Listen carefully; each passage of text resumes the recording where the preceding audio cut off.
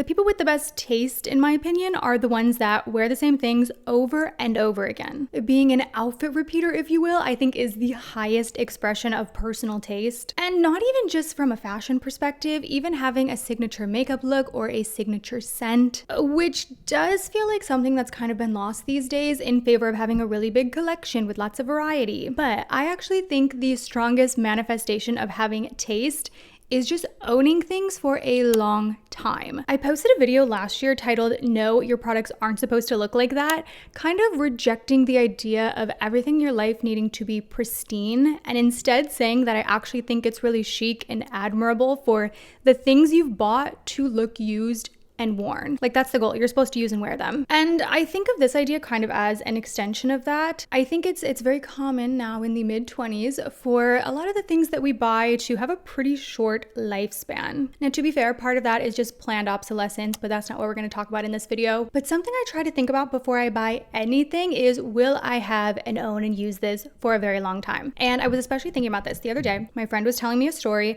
how she just had dinner with a friend who is a woman in her 70s who has lived in Manhattan for most of her adult life. My friend is describing the dinner she's having at her house, and she's describing this woman's apartment to me and saying how beautiful it was and how like taken back she was by the decor and how much it felt like her. And she's getting a tour of this woman's apartment and she's kind of describing everything to her, even as like different stages of her life. Like, you know, I bought this back when I was in my 30s and I was going through this and I found this at this time. And as my friend is walking through this apartment, she's kind of getting like this woman's life like through her belongings. And I haven't stopped thinking about this story since my friend was telling me this, because I really loved that her home was a reflection of her life and her experiences, because that feels less common these days. And in this video that I talked about, I shared a story at the time where I was watching this creator that I love. She was doing a vlog, and in the vlog she's like, I bought new cutting boards because my cutting boards were old. And as she's like telling this sentence, I'm like waiting for more. I like thought there was more that she was gonna say, like, oh, they're old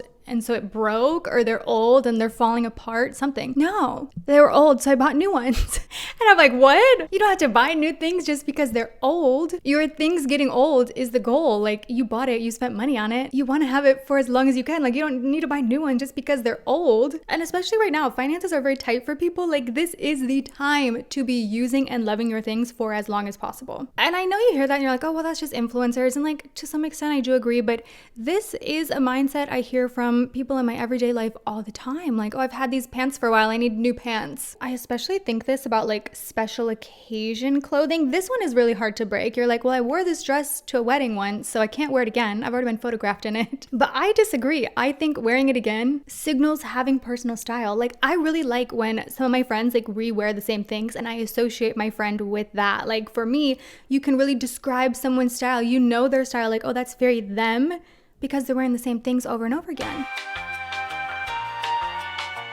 When I first moved to New York 5 years ago, one of the most overwhelming parts that I did not consider was finding new medical providers. It was such a process. I would find a doctor that took my insurance, but they weren't accepting new patients, or they didn't have availability for months. Or I would find a doctor that I thought I liked and find out they didn't actually accept my insurance. And I'm not proud of this, but I put it off for probably a year when I first moved here because the process was just like stressing me out. But then on top of that, the act of not doing it was stressing me out even more. And then I'm like, okay, I have to figure this out. And what I actually ended up using to find all of my new providers was ZocDoc. So when they reached out to work together, it was a no-brainer for me. Thank you to ZocDoc for sponsoring this video. ZocDoc is a platform where you can search for providers in your area. ZocDoc makes it really easy to find the doctor that is right for you and the care that you need, because you can filter for things like insurance and availability, of course, but also their specialty. You also have reviews right on the platform, which has been great for me as a patient to read through and see if it's going to be a good fit for me. ZocDoc has helped me find my PCP, my OBGYN, ophthalmologist, etc. Your health is so important, and it's not worth putting off. So if you have an appointment you have been avoiding making because you are overwhelmed trying to find a provider, go to ZocDoc.com/KELLYG to book that appointment that you have been avoiding. Your health will thank you for it. Thank you to ZocDoc for working with me on this video and helping us take better care of our health. And let's get back into it.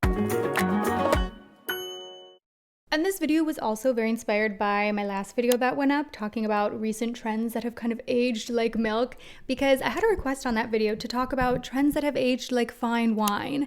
And I have been sitting with that question for a while now, and I've had trouble answering it because I think a lot of people, the answer would be if I said, okay, actually I want to ask you, you let me know. If I were to say, think about what is popular right now, what will we look back on in 10 years and say, oh, that aged like fine wine? I think the answer a lot of people would give would be anything that's kind of in the middle. And here's what I mean by that. A straight leg pant with a mid-rise, you know, it's not a wide leg jean, it's not a skinny jean, it doesn't have a low rise, it doesn't have a high rise, it's kind of in the middle, could always be teetering on being in, I put that in air quotes because who cares, but I think people would say something like that. Maybe also would say a leather bag in like a medium size with a little bit of structure, because again, it's not a super tiny bag when that was super popular, but it's also not a super oversized bag when that was popular. It's kind of like Goldilocks, like it's just right, it's just in the middle. And to some extent, I think that's a valid answer, and I would make the argument that those looks will maybe have less of an association with specific time periods, like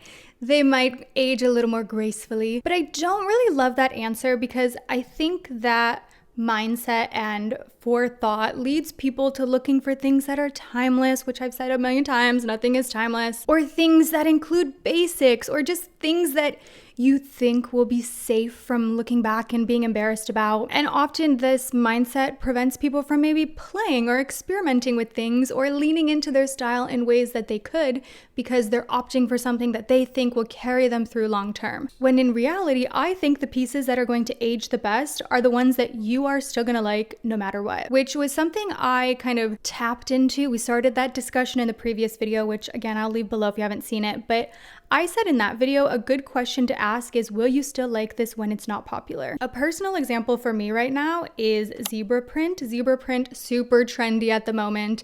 And I'm sure a few years from now, people will look at zebra print and think, oh, it's a little dated. It was definitely very 2025, 2026. I am okay with that because I know myself and my style and that an animal print is a really big part of what I enjoy. And so even when other people are no longer really vibing with zebra, I know I'm still gonna feel really confident and fabulous in my zebra print clothing. But similarly, if we're talking about more like trendy pieces or trendy looks, I actually like buying or participating in them once the trend is dying out. Sounds silly, but hear me out. A lot of you actually had the same thing to say in the comments of the last video, and I'm like, yes, I am with you, because a few things happen. One, you can probably buy it secondhand, which is fabulous. Better for your wallet, better for our planet. But two, it is a true indicator that you actually do like it. Even now you're starting to see it less. You feel less external pressure. If you're still like pining over it, craving it, I think that's a better indicator that you actually like it and it's something you will hold on to long term. Because again, that is the thesis today. You are supposed to own things for a long time. And it sounds really simple when I say it like that, like, okay, Kelly, duh.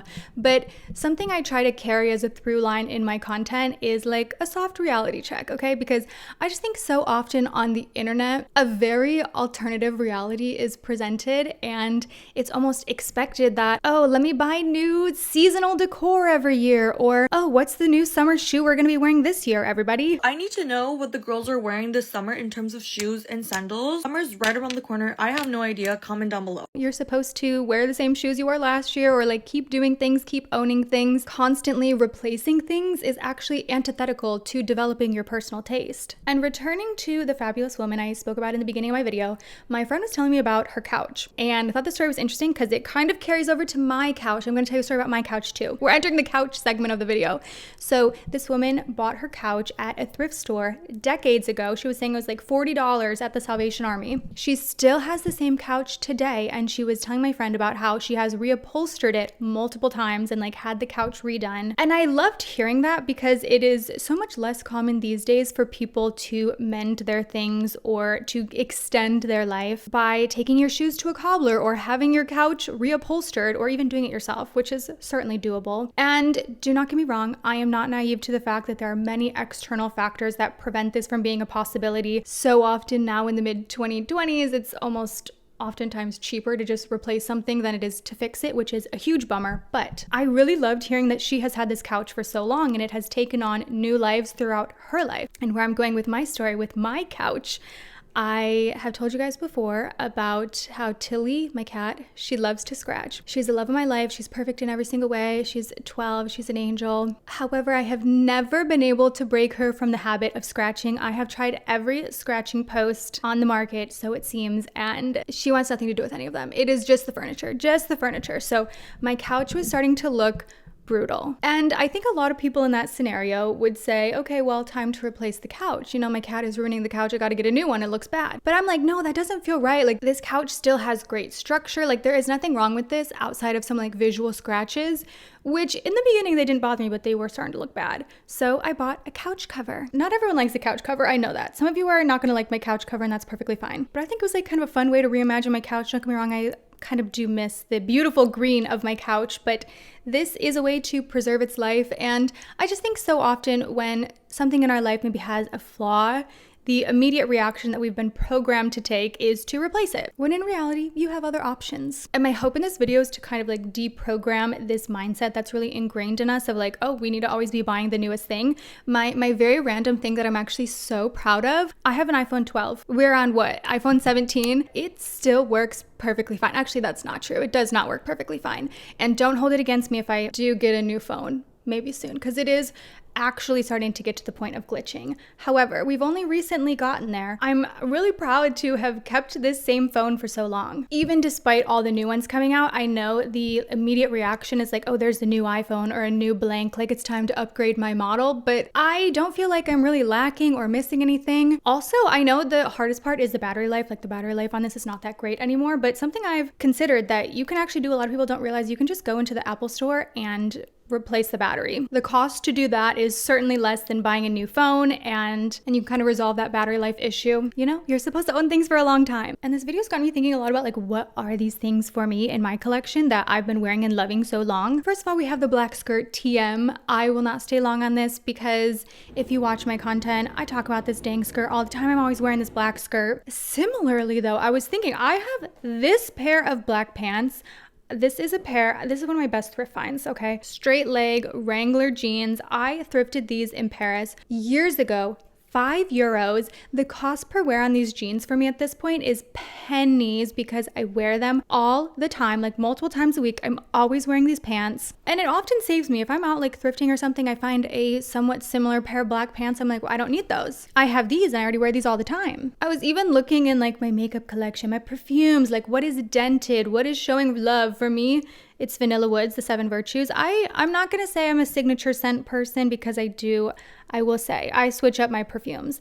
I really admire anyone who just does have a signature scent. I think that's really cool and fabulous. I do like the variety though, I will say. But this is my most worn, for sure. This is about the closest I get to actually having a signature scent. Makeup is a little bit different because obviously that expires, but I was thinking a lot about this.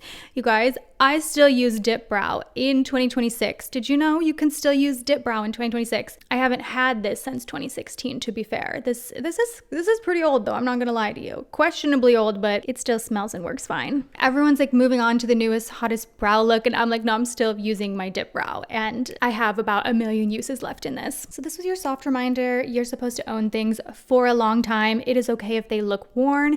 It is okay if you wear the same things over and over again. And not only is it okay, it is preferred. So I hope you like this video. Thank you to ZocDoc for sponsoring this one, and I will go ahead and see you in my next one. Bye.